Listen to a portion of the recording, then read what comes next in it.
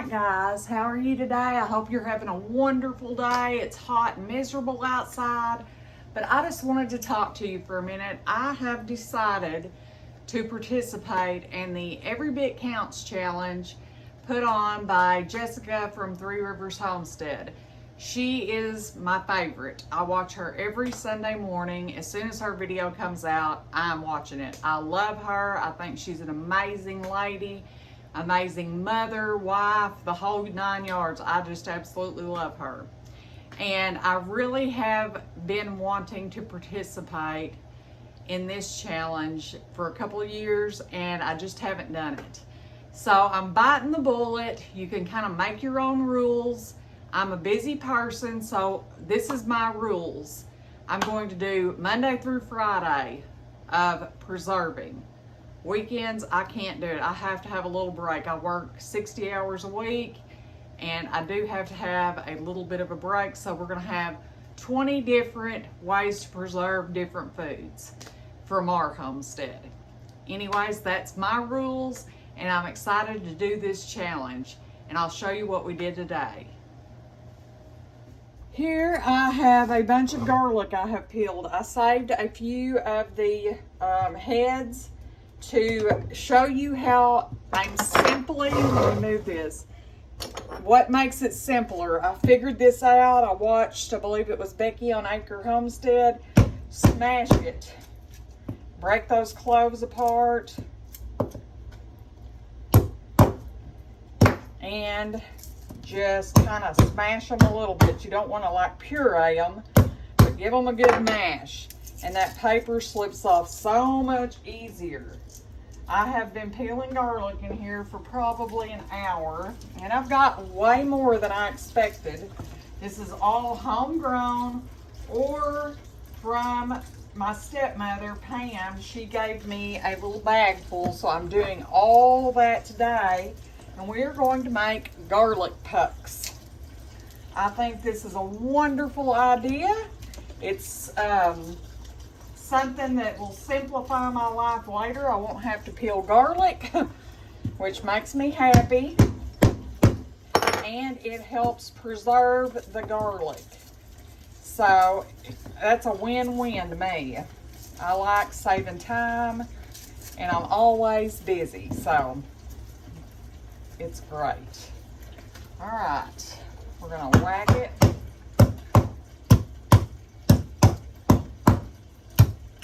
You wanna use your flat side of your meat tenderizer. Now these are smaller, but I'm gonna go ahead and break them apart and do the same thing to them. And we're gonna get these, whoops, that one went flying. Get all these peeled and in a food processor. Where did that little baby go? Let me see if I can find it. All right, I never did find it, but we're gonna go ahead and get this peeled and in the food processor. If I find it later, I'll just use that last little thing for fresh eating. A lot of what we planted was elephant garlic, so it doesn't have a long shelf life anyways. So this is kind of win-win. I'm preserving my garlic, and I'm making a more simple way to use it whenever I'm cooking. So what we're gonna do, I mean, I have way more than I expected to have. Way more.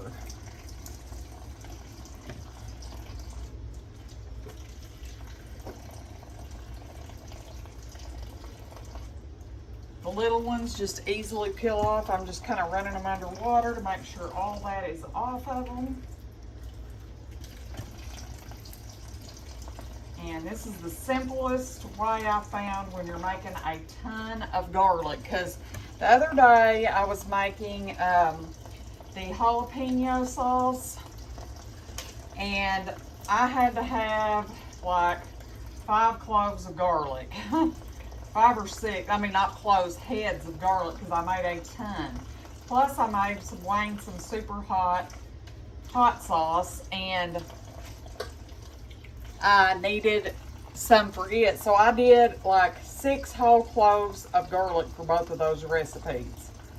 Guys, it took me forever to do that. And then I started researching this, and I decided that I was going to try to whack it and see how that worked, and it works wonderful. So much easier than sitting here trying to peel every little piece. All right, that's all of it. That is it. Now we're going to get the food processor out here and do our next step. All right, guys, what we're going to make is garlic pucks.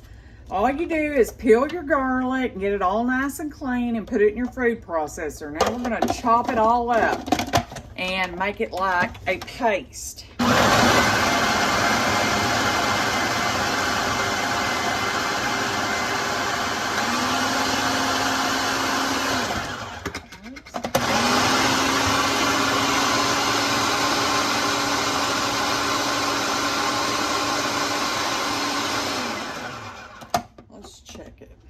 Nope, I want it more pasty. Ooh, it's strong and garlicky. All right, now we're gonna add some oil to this. Not a whole lot, but enough oil for the garlic to still be sticky enough to scoop out. So we're gonna add a little bit of oil here.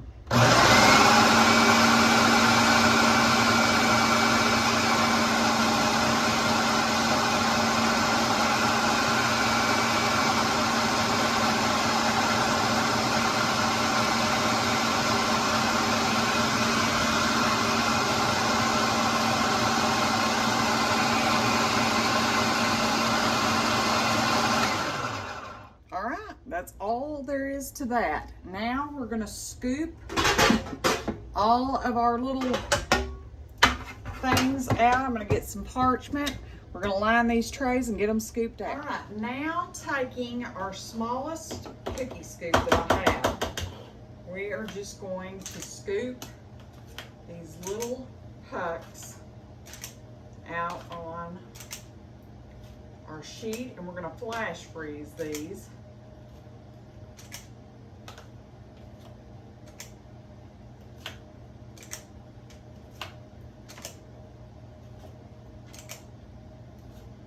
They don't have to be perfect. You're just wanting a little dollop of garlic to put in recipes.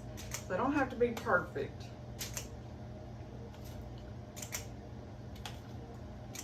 You could also freeze these like in a cube tray or what have you, but I just think this one would be pretty simple, and I'm good with lining some things and doing some trays of little garlic pucks. I'm really excited to have these in my freezer. We're going to go ahead and get these in the freezer, and I'm going to get some more pans.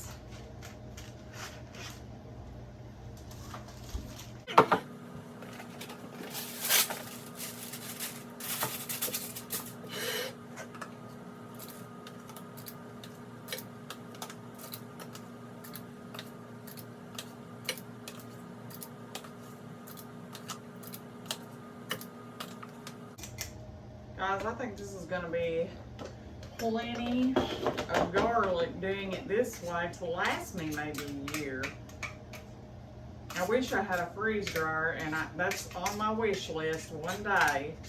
And then I can make garlic powder and all that. But right now we're just sticking with our dehydrator and canning and all that. But maybe one day me and Wayne have looked at them. But they're still a little bit out of our price range for the time being. All right, let me get another pan out.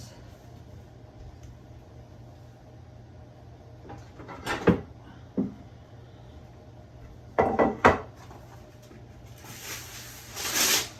wish I had my big tray from work. I took all my big cookie sheets to work because you know, I have a business now, so we use those a lot, but I wish I'd have brought at least one back home.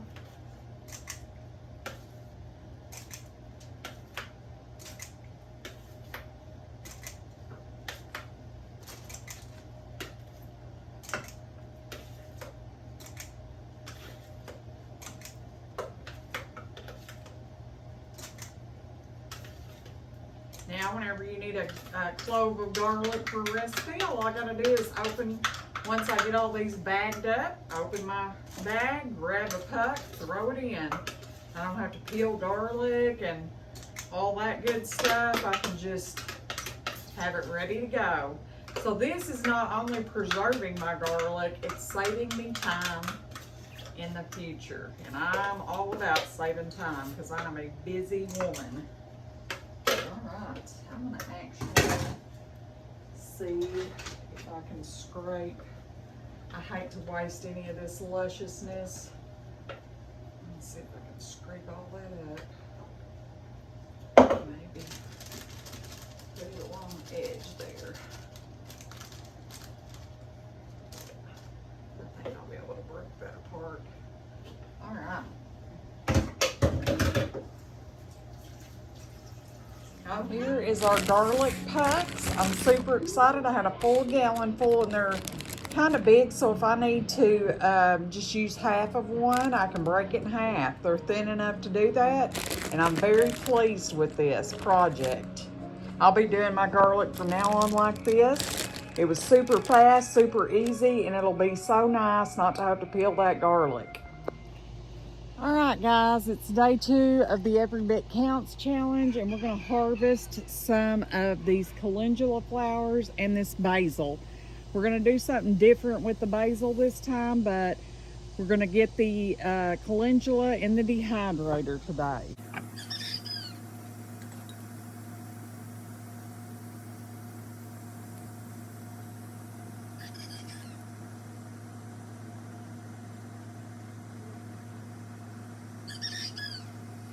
Over there. While we're here, I'm gonna go ahead and get this basil because we have a project we're gonna do with it probably tomorrow, and I want to get as much of this as we can get.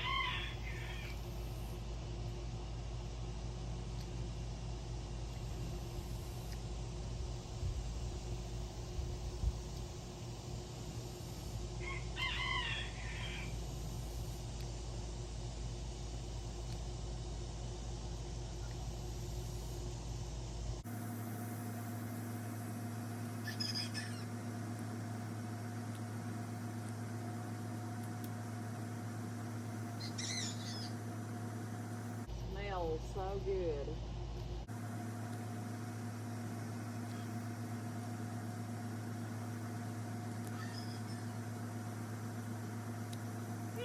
All right, it's time to go back in where it's cool. All right, guys. We got a little bit of feverfew also, and I'm gonna put that on our tray along all this basil we're doing something different with tomorrow.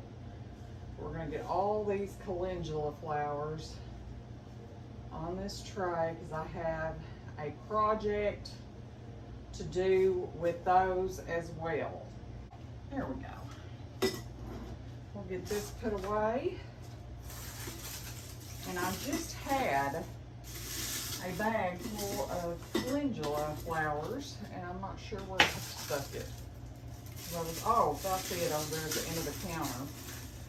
We're gonna do something with that tomorrow along with this basil, but we have to get all of our flowers dried for the project. So that's today's project. I know it's short and sweet, but I also wanted to show you a simple way to preserve okra. When I pick okra, we don't plant a big amount. We just have some raised garden beds. So I think we planted 8 plants out there. So every day I come in and check my okra, and I'll pick whatever's available. And I have a bag in my freezer, and I don't wash it, I don't do anything.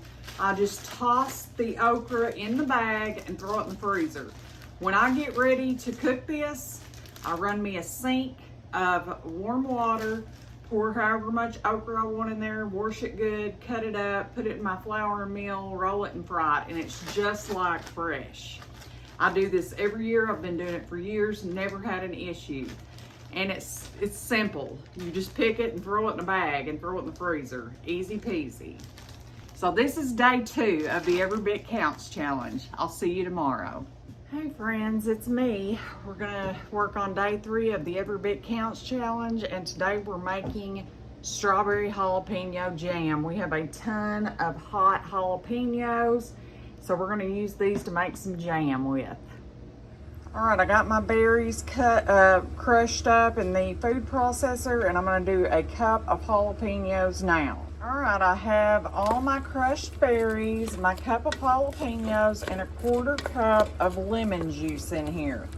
Now we're going to add the next ingredient. We just added our pectin. We added 6 tablespoons of the Hoosier Hill Farm fruit pectin. That is what I'm using now. I was really impressed with it the last time that I made jelly. So anyways, we're gonna bring this up to a boil, and then we're gonna add, I believe it's 7 cups of sugar. Let me double check, and once that starts boiling, we're gonna add that in. Now we have our sugar all mixed in, and we are gonna bring this back to a boil. I'm filling my water bath canner up now. I probably should have already had that done, but anyways, I didn't. We're gonna bring this back to a boil. I'm making some strawberry jam today too, so I'm gonna get that going. Another thing I like to do for my jams and jellies is I put a tablespoon of butter in them because it helps prevent foaming. And we're getting really hot right now, and we're fixing to start boiling soon, so I want to get my tablespoon of butter in there. That'll help it from foaming, and I've just done it and it works because I hate skimming all that foam off, and it just works for me anyways. But look at that beautiful color of that jelly or jam. All right, we're starting to come up to a boil, but we want a boil that we can't really stir down. So we're gonna let this go for just a little bit longer, and then we'll start our timer. We're gonna set the timer for a minute. We're gonna let that boil. All right, I've decided to do a mix of both sizes of jam and jelly. So I wanna do at least 4 half pints, 2 pints, and then we'll go from there. My little water bath canner will hold 5 half pints, so I might do that to start.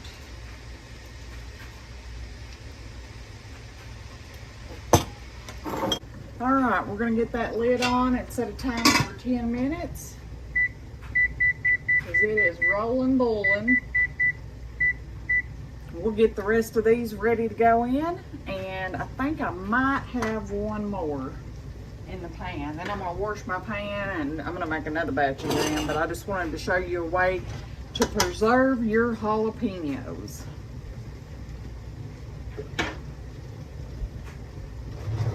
And let me tell you, this is my favorite jelly. If there isn't quite a whole one, that just means I get to keep some. And it's perfect. So we got 5 half pints and 2 pints out of that batch. Get all that rim wiped. I'm gonna get some seals on these. All right, our strawberry jalapeno jam turned out absolutely gorgeous. Now I have one more little project I want to get done today. I want to get these flowers infusing in some oil so that we can make a salve with them. And they need to set for quite a few weeks, so that's why I want to get all these flowers dried. So we have some lovely oil to make our calendula salve.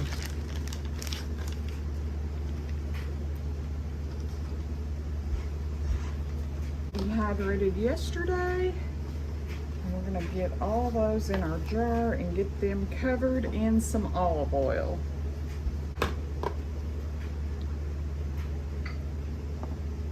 I've got another bottle up here. until that oil is infused with that wonderful flower and medicinal stuff. It looks beautiful. It's so pretty. We're gonna just set it in a windowsill. That's kind of what I've heard to do, and we're just gonna see how it does. All right, look at how beautiful. All right, friends, that was week 1 of the Every Bit Counts challenge. You'll have to excuse me. We've been out cleaning in the barn, and I'm hot and sweaty. I'll see you again next week for another wonderful week of preservation. Until next time, friends, goodbye.